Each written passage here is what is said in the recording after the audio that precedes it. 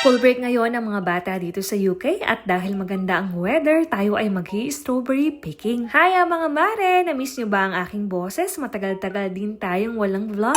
Kaya naman magbabalik tayo sa ating pamamasyal dito sa UK. Bago nga kami mag-strawberry picking ay manonood muna kami ng sine. 9:30 AM ang napili naming time slot para manood ng Jurassic World at natapos din kami ng 12:30 PM. After doon ay diretso na po kami dito sa Warfruit Farm. Wala pong entrance fee ang pagpasok dito.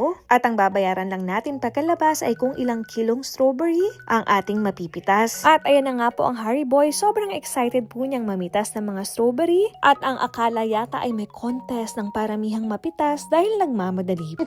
At eto naman po ang kumaringo at kung mapapansin niyo po ay nakahang ang mga strawberry dito. Yung mga nakikita ko kasing mga ibang taniman ay nasa lupa po sila nakatanim. Sabi ko sa aking mag-ama ay mga 1 kilo lang ang kukuhanin namin dahil sa aming tatlo ay ako lang po ang kumakain niyan. Kaya lang ang mag-ama ko po ay napakadami pong napitas.